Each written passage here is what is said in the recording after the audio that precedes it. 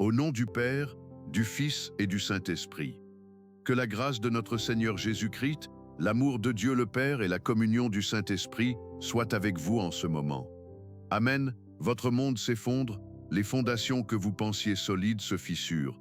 Ce que vous croyez permanent est en train de disparaître. Peut-être est-ce une maladie qui progresse, une carrière qui s'écroule, une famille qui se déchire, ou simplement le poids écrasant d'un monde qui semble perdre tout sens. Et vous vous demandez, où est le sol ferme? Où puis-je me tenir quand tout tremble? Il y a près de 2700 ans, un groupe d'hommes et de femmes se sont posé exactement la même question. Ils étaient encerclés par la machine de guerre la plus impitoyable de l'histoire ancienne.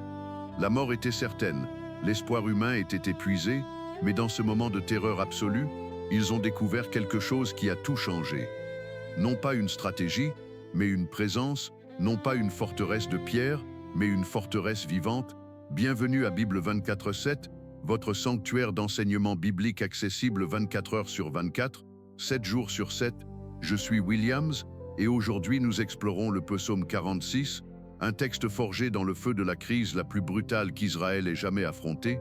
Ce psaume n'est pas une belle poésie pour moments tranquilles, c'est un cri de guerre spirituelle. C'est la déclaration de ceux qui ont regardé l'Apocalypse en face et ont dit « Nous ne craindrons point ».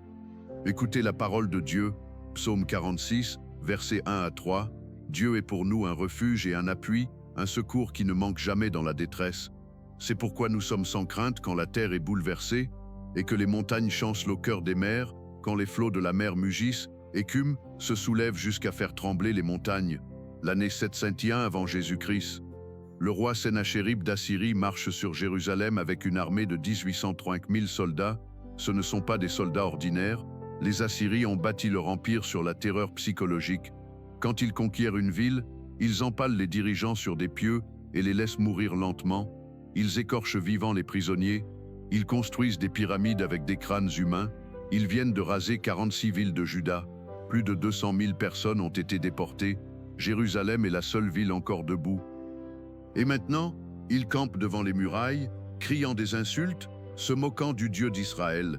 Quel Dieu a délivré une nation de nos mains? Hurle-t-il. Votre Dieu ne vous sauvera pas non plus. À l'intérieur des murailles, la famine dévore le peuple, les enfants pleurent, les mères sont désespérées, les soldats savent qu'ils sont surpassés 100 contre 1. Il n'y a pas de plan d'évasion, pas d'armée alliée qui viendra à la rescousse. Humainement parlant, c'est la fin. Et dans ce moment, quand toute solution humaine a échoué, quand la mort est inévitable, le peuple commence à chanter « Dieu est pour nous un refuge et un appui ». Permettez-moi de vous montrer pourquoi ces mots portent une telle puissance explosive. Refuge, le mot hébraïque est makes mash. Cette parole décrit la caverne où une bête blessée se traîne pour se cacher du prédateur. C'est le lieu de sûreté où vous courez quand le monde entier vous poursuit. Dieu n'est pas simplement quelqu'un qui pourrait vous aider, il est la cachette, il est la caverne, il est l'abri où l'ennemi ne peut vous atteindre. Appui, le mot hébraïque est ma'oz, une citadelle militaire fortifiée, construite sur le roc solide, entourée de murs impénétrables. Quand vous êtes dans une forteresse, peu importe combien d'ennemis vous entourent, les murs tiennent, le fondement ne bouge pas, vous êtes en sécurité, un secours qui ne manque jamais. La phrase hébraïque est nimte muod, elle signifie littéralement abondamment trouvé, excessivement accessible, ridiculement disponible. Dieu n'est pas difficile à trouver quand vous en avez besoin. Il est plus accessible dans la crise qu'à tout autre moment. Maintenant, regardez le verset 2. C'est pourquoi nous sommes sans crainte. Comment est-ce possible? Il y a 1885 000 soldats dehors. La ville est sur le point de tomber, et ils disent sans crainte? Oui, parce que la peur ne vient pas de la taille de votre problème. La peur vient d'oublier la taille de votre Dieu. Quand la terre est bouleversée, le mot hébraïque est umuji, qui signifie fondre, se dissoudre, se désintégrer. Même si le sol sous nos pieds se liquéfie, même si les montagnes, ces symboles massifs de stabilité éternelle, sont jetés dans l'océan. Même si les eaux mugissent comme un monstre du chaos tentant de tout engloutir, le psalmiste dit « Même si l'Apocalypse arrive, nous ne craindrons point ». Pourquoi? Pourquoi? Parce que nous avons quelqu'un qui est plus solide que la terre, plus fort que les montagnes, plus puissant que le chaos lui-même. Puis Jérémie de Turessante présente une image mystérieuse, Il est un fleuve dont les courants réjouissent la cité de Dieu. Mais attendez, Jérusalem n'a pas de fleuve. Géographiquement impossible, les Assyriens ont coupé l'approvisionnement en eau. Les gens meurent de soif, et le psalmiste parle d'un fleuve. Il ne parle pas d'eau physique, il parle du fleuve de la présence de Dieu. Dehors, il y a le chaos, le bruit, les menaces de mort, mais dedans, là où Dieu habite, il y a un fleuve de paix, de joie, de vie qui coule sans cesse. Ézéchiel 47 et Apocalypse 22 décrivent ce même fleuve, le fleuve de vie qui sort du trône de Dieu. Ce fleuve ne peut être coupé par aucune armée, il ne peut s'assécher par aucune sécheresse, parce qu'il coule de Dieu lui-même. Verset 6. Des nations s'agitent, des royaumes s'ébranlent, il fait entendre sa voix, la terre se fond, les Assyriens mugissent, crient des menaces, font un bruit terrifiant. Mais quand Dieu fait entendre sa voix, tout s'arrête.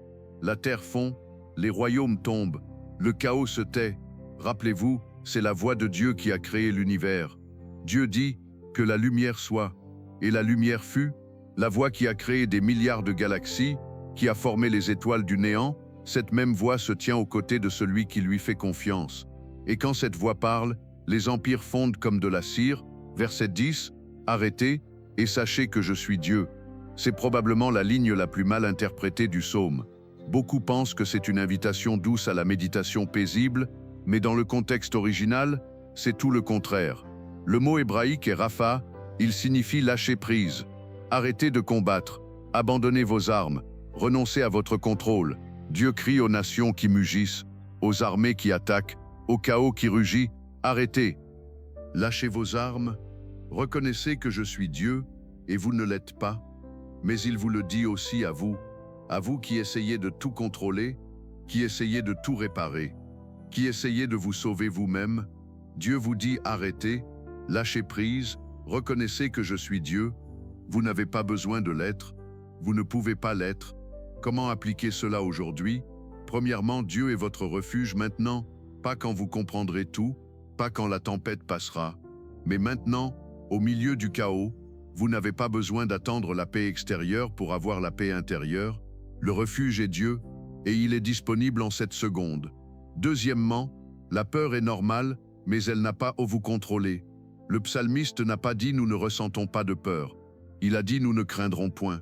C'est une décision, une déclaration de guerre contre la panique. Troisièmement, lâchez le contrôle. Arrêtez d'essayer d'être Dieu dans votre propre vie. Votre anxiété vient souvent du fait que vous essayez de faire un travail que seul Dieu peut faire. Quatrièmement, il y a un fleuve de paix pour vous. Même si dehors c'est le chaos, dedans, là où Dieu habite, il y a la paix. Mais vous devez boire de ce fleuve, vous devez entrer dans sa présence. Ce n'est pas d'automatique, c'est un choix. Cinquièmement, souvenez-vous de qui est Dieu. Venez, contempler les œuvres de l'Éternel. Regardez ce que Dieu a déjà fait. Souvenez-vous comment il vous a déjà délivré. Construisez des monuments de mémoire de la fidélité de Dieu. Je me souviens d'un moment de ma vie où tout s'effondrait. J'ai perdu mon emploi. Les relations se détruisaient. Les factures s'accumulaient. Et j'étais en mode panique totale, essayant de tout contrôler, de tout réparer, jusqu'à ce que ce psaume me trouve. Quand j'ai lu « Arrêtez et sachez que je suis Dieu », ce n'était pas une expérience mystique et tranquille. C'était une confrontation directe. Dieu me disait « Williams, arrête, tu n'es pas Dieu, tu ne peux pas te sauver toi-même. Lâche prise, fais-moi confiance. » Et quand j'ai lâché prise, quand j'ai arrêté de lutter, de contrôler, de paniquer, c'est alors que la paix est venue.